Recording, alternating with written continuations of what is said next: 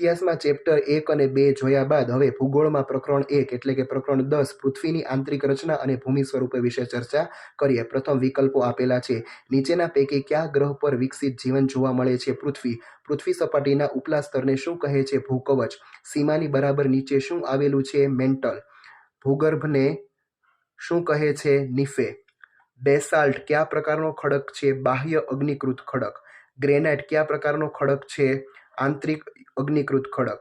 રેતાળ પથ્થર કયા પ્રકારનો ખડક છે? જળકૃત કે પ્રસ્તર ખડક.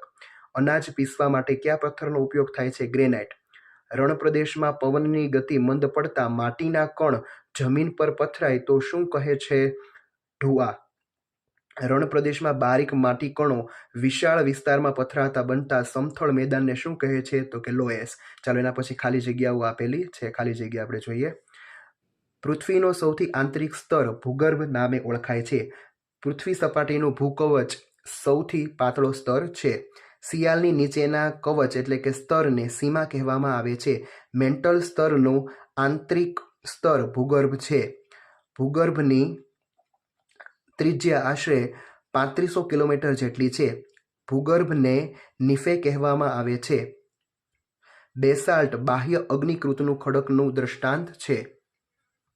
ગ્રેનાઇટ આંતરિક અગ્નિકૃત ખડકનું દ્રષ્ટાંત છે. અનાજ પીસવા માટે ગ્રેનાઇટ પથ્થરનો ઉપયોગ થાય છે. એક ખડકમાંથી બીજા ખડકમાં પરિવર્તિત થવાની પ્રક્રિયાને ખડક ચક્ર કહે છે. ખડકોમાં વિવિધ ખનિજો હોય છે. પ્લેટની ધીમી ગતિને કારણે પૃથ્વીની સપાટી પર પરિવર્તન થાય છે. નદીના મેદાનની ક્ષેત્રમાં મોટા વળાંકો સર્પાકાર વહન માર્ગ કહેવાય છે. સમુદ્ર મોજાનું ઘસારણ અને નિક્ષેપણ કિનારાના ભૂમિ સ્વરૂપો બનાવે છે. ભૂકવચની નીચે જે સ્થાને કંપનની શરૂઆત થાય છે તેને ઉદ્ગમ કેન્દ્ર કહે છે. સમુદ્ર મોજાના ઘસારણથી દિવાલ જેવા રચાતા ભૂસ્વરૂપને સ્ટેક નામે ઓળખવામાં આવે છે. હિમનદી ઘસારણ દ્વારા યુ આકારની ખીણનું નિર્માણ થાય છે.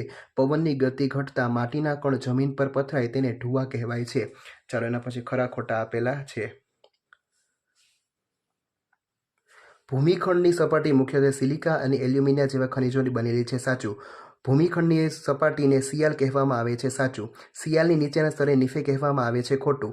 પૃથ્વીનું ભૂગર્ભ મુખ્યત્વે નિકલ અને મેગ્નેશિયમનું બનેલું છે. ખોટું. પૃથ્વીના ભૂગર્ભને નિફે કહેવામાં આવે છે. સાચું. બેસાલ્ટ એ આંતરિક અગ્નિકૃત ખડક છે. ખોટું. ગ્રેનાઇટ એ બાહ્ય અગ્નિકૃત ખડક છે. ખોટું. કોલસો અને ખનિજ તેલ આ બે ખનિજો બળતણ તરીકે કામ આપે છે. સાચું. ભૂકંપની આગાહી કરી શકાય છે. ખોટું. સમુદ્ર મોજા કિનારા પર નિક્ષેપણ જમા કરી સમુદ્ર પુલિન બનાવે છે. સાચું. રણ પ્રદેશમાં પવન અને ઘસારણ અને નિક્ષેપણનું મુખ્ય પરિબળ છે. સાચું. રણ પ્રદેશમાં ભૂછત્ર આકારના ઢુઆ જોવા મળે છે. ખોટું. ભારતમાં લોએસના મેદાનો જોવા મળે છે. ખોટું. ચાલો એના પાસે જોડકા આપેલા છે. પૃથ્વી સપાટીનો સૌથી ઉપલો સ્તર શિયાળ. રૂપાંતરિત ખડક આરસપહાણ. નદીનું કાર્ય પૂરના મેદાન. પવનનું કાર્ય રેતીના ઢુઆ અને છેલ્લું હિમનદીનું ઘસારાત્મક સ્વરૂપ તો ગોળાશ્મિ. ચાલો એના પછી બીજા જોડકા આપેલા છે. બાહ્ય અગ્નિકૃત ખડક તો કે બેસાલ્ટ. આંતરિક અગ્નિકૃત ખડક તો કે ગ્રેનાઇટ. નદીનું કાર્ય મુખ ત્રિકોણ પ્રદેશ અને પવનનું કાર્ય ઢુઆ. ચાલો એના પછી પ્રશ્નોના જવાબ આપણે જોઈએ. પહેલો પ્રશ્ન, સૂર્યમંડળમાં કયા ગ્રહ પર વિકસિત જીવન જોવા મળે છે? બધાને ખબર છે કે સૂર્યમંડળના પૃથ્વી ગ્રહ પર વિકસિત જીવન જોવા મળે છે. પૃથ્વી કેવા સ્તરોની બનેલ છે? પૃથ્વી ડુંગળીની જેમ એક ઉપર એક સ્તરથી ગોઠવાયેલ છે. ભૂકવચ કોને કહે છે? તે કેવું છે? પૃથ્વી સપાટીના સૌથી ઉપલા સ્તરને ભૂકવચ કહે છે. તે સૌથી પાતળો સ્તર છે. શિયાળ સ્તર મુખ્યત્વે કયા ખનિજ તત્વોનું બનેલું છે? શિયાળ સ્તર મુખ્યત્વે સિલિકા અને એલ્યુમિનિયમનું બનેલું હોય છે. પૃથ્વીના ભૂગર્ભને નિફે કેમ કહેવામાં આવે છે? પૃથ્વીનું ભૂગર્ભ મુખ્યત્વે નિકલ અને લોખંડ બનેલું છે, તેથી તેને નિફે કહેવામાં આવે છે. ખડકોના મુખ્ય પ્રકારો કેટલા છે? ક્યાં ક્યાં? ખડકોના મુખ્ય 3 પ્રકાર છે: અગ્નિકૃત ખડકો, પ્રસ્તર ખડકો અને રૂપાંતરિત ખડકો. ખડક ચક્ર એટલે શું? એક ખડકમાંથી બીજા ખડકમાં પરિવર્તન પામવાની પ્રક્રિયાને ખડક ચક્ર કહેવામાં આવે છે. ઈંધણ એટલે કે બળતણ તરીકે કયા કયા ખનિજોનો ઉપયોગ થાય છે? કોલસો, ખનિજ તેલ કે પેટ્રોલિયમ, કુદરતી વાયુ, યુરેનિયમ, થોરિયમ વગેરે ખનિજોનો ઈંધણ તરીકે ઉપયોગ થાય છે. પૃથ્વીની આકસ્મિક ગતિને કારણે કઈ બે કુદરતી આપત્તિઓ ઉદ્ભવી શકે છે? જ્વાળામુખી અને ભૂકંપ જેવી આપત્તિઓ ઉદ્ભવે છે. ભૂકંપ કોને કહે છે? મૃદાવરણીય પ્લેટની ગતિશીલતાથી પૃથ્વીની સપાટી પર કંપન પેદા થાય છે, જેને ભૂકંપ કહે છે. ભૂકંપ ઉદ્ગમ કેન્દ્ર કોને કહે છે? ભૂકવચની નીચે જે સ્થળેથી ભૂકંપ મોજા ઉત્પન્ન થાય છે તે સ્થળને ભૂકંપ ઉદ્ગમ કેન્દ્ર કહે છે. સ્થાનિક લોકો ભૂકંપની સંભાવનાનું કઈ કઈ રીતે અનુમાન કરે છે? સ્થાનિક લોકો પ્રાણીઓના વર્તનનો અભ્યાસ, તળાવની માછલીઓની તીવ્ર હેરફેર, સરીસૃપોનું પૃથ્વી સપાટી પર આવવું વગેરેથી અનુમાન કરે છે. ભૂસપાટીના સ્વરૂપના ફેરફાર કરવાના પરિબળો કયા કયા છે? પવન, વરસાદ, નદી, હિમનદી, સમુદ્રના મોજા વગેરે ફેરફાર કરનાર પરિબળો છે. ઘસારણની વ્યાખ્યા આપો. નદી, હિમનદી, સમુદ્રના મોજા વગેરે ગતિશીલ પરિબળો તેમના વહન માર્ગમાં આવતા ભૂમિભાગોને ઘસે છે. આ પ્રક્રિયાને ઘસારણ કહે છે. નાળાકાર સરોવર કોને કહે છે? નદીના છોડેલા નળાકાર ભાગમાં પાણી રહી જતાં તે સરોવર રચાય છે, તેને નાળાકાર સરોવર કહે છે. કુદરતી તટબંધ કોને કહે છે? નદીના બંને કિનારા મોટા પ્રમાણમાં કાપમાટીના નિક્ષેપણથી લાંબા અને ઓછી ઊંચાઈના જે ઢગ રચાય છે તેને કુદરતી તટબંધ કહે છે. સ્ટેક કોને કહે છે? સમુદ્રના મોજાના ઘસારણથી દિવાલ જેવા રચાતા ભૂસ્વરૂપને સ્ટેક કહે છે. સમુદ્રકમાન કોને કહે છે? સમુદ્ર જળની ઉપર ઊંચા સ્તંભ જેવા ખડકાળ કિનારાને સમુદ્રકમાન કહે છે.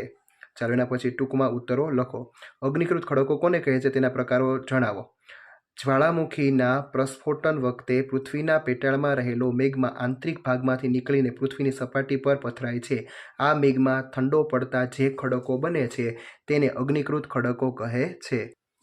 અગ્નિકૃત ખડકોના બે પ્રકાર છે: બાહ્ય અગ્નિકૃત ખડકો, આંતરિક અગ્નિકૃત ખડકો. બીજું, આંતરિક અગ્નિકૃત ખડકો કોને કહે છે? પૃથ્વી સપાટીની નીચે ક્યારેક ભૂકવચની અંદર ઊંડાણમાં મેગ્મા લાવારસ ઠરવાથી રચાતા નક્કર અગ્નિકૃત ખડકોને અગ્નિકૃત એટલે કે આંતરિક અગ્નિકૃત ખડકો કહે છે. ઉદાહરણ તરીકે ગ્રેફાઇટ આ પ્રકારનો ખડક છે. આંતરિક બળ એટલે શું? ભૂપ્લેટની વર્તુળાકાર થતી ગતિને કારણે પૃથ્વીની સપાટી પર પરિવર્તન થાય છે. ભૂપ્લેટની ગતિને ઉત્પન્ન કરનારું જે બળ પૃથ્વીના આંતરિક ભાગમાં નિર્માણ પામે છે તેને આંતરિક બળ કહે છે. બાહ્ય અગ્નિકૃત ખડકો કોને કહે છે? જ્વાળામુખીના પ્રસ્ફોટન વખતે પૃથ્વીના પેટાળમાં રહેલો ગરમ મેગ્મા બહાર આવીને પૃથ્વીની સપાટી પર પથરાય છે.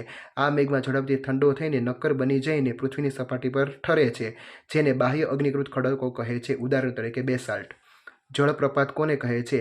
નદીનું પાણી તેના માર્ગમાં કોઈ નક્કર ખડક પરથી સીધી ઢોળાવવાળી ખીણમાં વેગ સાથે પછડાય તેને જળધોધ કહે છે. જળધોધની ઊંચાઈ અને વેગની તીવ્રતા ખૂબ વધુ હોય તો તેને જળપ્રપાત કહે છે. 7મો પ્રશ્ન. નીચેના પ્રશ્નોના ઉત્તર લખો. રૂપાંતરિત ખડક સદ્રષ્ટાંત સમજાવો. ઊંચું તાપમાન અને અતિશય દબાણના કારણે અગ્નિકૃત અને જળકૃત ખડકોના કણરચના ગુણધર્મો રૂપાંતર થઈને ખડકો બને છે, જેને રૂપાંતરિત ખડક કહે છે. ઉદાહરણ તરીકે ચીકણી માટી સ્લેટમાં અને ચૂનાના પથ્થર આરસ પહાડમાં રૂપાંતર પામે છે. આ રૂપાંતરિત ખડકોમાં ક્વાર્ટઝાઇટ અને ગ્રેફાઇટ, હીરા વગેરે મળી આવે છે.